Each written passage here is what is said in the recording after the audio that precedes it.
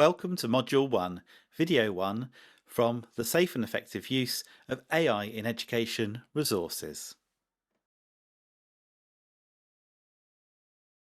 We are living through a time of rapid technological change, with artificial intelligence, or AI, transforming the way we work, communicate and learn, from automating repetitive tasks to supporting our planning of lessons. AI has the potential to support education in many ways, reducing workload and supporting teachers in powerful new ways. But as we embrace this technology, the humans are more important than ever, grounded in critical thinking, professional judgment, and ethical responsibility. We know that many educators feel uncertain about AI. Some are excited by its possibilities, while others are concerned about the risks or simply don't know where to start. That's why these materials are designed for everyone, whether you're brand new to AI or already experimenting with its capabilities. In these resources, we will demystify AI, explore its implications for education, and consider how it can be used safely and effectively. We will highlight key risks, particularly in relation to students, and provide practical guidance on responsible AI use. Our hope is that you feel inspired and empowered to explore AI confidently. Use it to reduce workload and enhance learning while maintaining the values and professional judgment that define great teaching. These resources align with the Department for Education's position on AI in education. The resources have been developed through extensive consultation with educators from across the sector. We conducted a survey to understand teacher perspectives on AI, and their insights shaped our approach. In the first module, we'll be exploring the question, what is AI and how does it work, with a particular focus on what we need to know as educators. Some of the key benefits of generative AI for educators is the fact that you can create some really interesting, differentiated and personalised learning resources. So we found that image generators were a fantastic way to hook them in. And again, that we linked that to a specific purpose because we wanted to work on their oracy, we wanted to work on their descriptive writing. So we had a leadership team meeting where we decided that we should explore how we can best leverage artificial intelligence, but to solve problems, not just because it was AI. We didn't chase AI. Artificial intelligence, or AI, is a field of computer science dealing with the mimicking of human intelligence.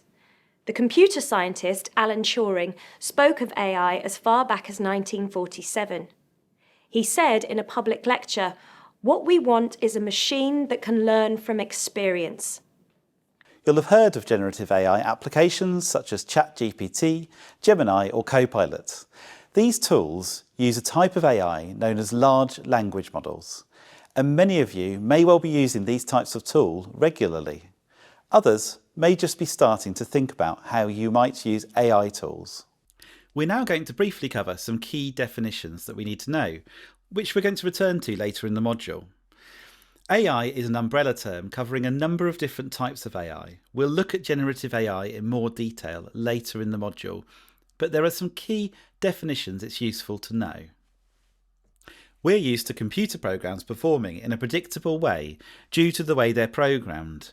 These traditional programs or apps are known as rule-based systems. Generative AI will generate or approach problems in a different way, which makes it much less predictable or possible to understand how it works. This is because many of the newer AI tools are data-driven rather than rule-based. Another important term is prompt. A prompt is the instruction that we give generative AI. It's often in the form of natural text, but could also contain images or files. Narrow AI. This is a type of AI designed for specific tasks and can't be easily adapted to do other things. It works using carefully selected data to complete a particular job. Some examples include facial recognition, such as that's used to unlock phones, and the AI in spell checkers or adaptive learning tools. General purpose AI. General purpose AI can perform many different tasks rather than just being limited to one job. It's trained on large amounts of data and can be adapted for different uses. Generative AI is a type of AI that creates new content, such as text, images, videos, or even music, based on a user's input or prompt. This is the type of AI we'll be focusing on throughout this toolkit. Large language models are a type of general-purpose AI designed to understand and generate human-like text. These models are trained on vast amounts of text and can answer questions, summarize information, and even translate languages. Some will also deal with video or images. Machine learning is a key subset of AI where computers learn from data instead of being directly programmed for each task. There are also different ways in which generative AI systems learn from the data. There's what's known as supervised learning, where the AI system learns from examples with clear labels, such as teaching an AI system to recognise apples by showing it labelled images of apples and then other fruits. Unsupervised learning is where the AI system finds patterns in data without being given labels, such as identifying emails as spam based on recognising suspicious patterns without being explicitly shown labelled data. Deep learning is a more advanced form of machine learning, inspired by how the human brain works. We'll be learning more about this in the next video. What makes generative AI so accessible is that it is a type of AI that can generate content based on an instruction given by the user. This instruction is known as a prompt. Interaction with an AI system can be conversational, using everyday language, and can also involve images, audio, or video. While generative AI systems can appear convincingly human, it's important to always remember that it's only ever a very effective technology. In thinking about what we mean by artificial intelligence, it's worth taking a step back and thinking about what we mean by intelligence. Think perhaps of your pupils who demonstrate something that you see as intelligence. What does that mean? It means that they have some sort of understanding of the world in which they find themselves. It perhaps means that they're reasonably articulate, they're able to express their ideas well. Perhaps you would say it means that they have some sense of agency. They can choose what they want to do. They're able to make decisions for themselves. You would also, I hope, acknowledge that it includes an element of being able to learn from their experience, to be able to get better at doing things. When we talk about artificial intelligence, we might be thinking of many of those things, about being able to make sense of experience, being able to learn from the environment, learn from data and spot patterns and determine rules from that, much like an intelligent person would. It perhaps also includes some more general sense of all-round understanding, of knowing things in some sense and being able to express ideas and perhaps even to have some degree of agency to be able to affect things. So artificial intelligence covers a whole multitude of things, but I think the easiest way to think of it is when a machine can do something which perhaps previously we'd have assumed for a human being to do requires a degree of intelligence. As a user of a generative AI tool, you are responsible for what you put in and how you use the output. AI can be used with varying degrees of success to complete tasks such as writing emails or newsletters, generating ideas for lessons, translating articles, simplifying content, and much more. Resources can be in a text format, it could be audio, even video now as well.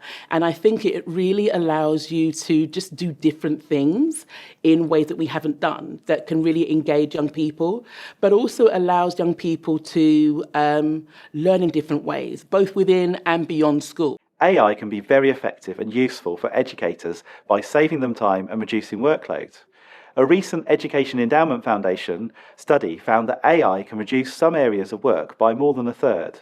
The Department for Education have created clear guidance in the policy paper, Generative AI in Education. This clearly sets out the opportunities and risks associated with generative AI use in education. And this course is designed to support you in exploring these opportunities and risks. If we're going to use generative AI safely and effectively in education, we need to make sure that we're following best practice whilst being aware of the limitations and potential biases. For example, whilst UNESCO has said it's committed to harnessing the potential of AI technologies for education, it's also emphasised that the use must be guided by the core principles of inclusion and equity and a human-centred approach to AI. The Department for Education has set out some basic actions all educators should take if we're using generative AI. For example, we need to critically evaluate the outputs of generative AI to make sure it's accurate, free of bias, and appropriate for the context. There has to be human oversight and accountability. We should adopt good data practices and avoid actions which would infringe data protection or intellectual property law. It's important to follow the relevant policy in your setting. You should also refer to the Generative AI Policy Paper and Product Safety Framework from the Department for Education. We need to understand and follow the process for reporting any issues or concerns about generative AI at school or college. And, given that it's such a rapidly developing field, it's good to stay up to date on best practice for the use of generative AI in education, and this support will help you with that. AI is already all around us. According to Ofcom's 2024 Media Use and Attitudes report, nearly half of children aged 8 to 17 had used generative AI technology. 46% of them had. As educators, we have a responsibility to understand the rapidly changing digital landscape they are experiencing. In these materials, we'll explore some of the use cases in education as well as the limitations. This module, Understanding AI in Education, asks the question, what is generative AI and how does it work? Module 2 looks at interacting with generative AI in education. Module 3 looks at developing the safe use of generative AI in education. And Module 4 looks at some of the use cases. Accompanying the Teacher Toolkit, there is a Leadership Toolkit, and this is specifically designed for education leaders looking to integrate the use of AI safely and effectively in their settings.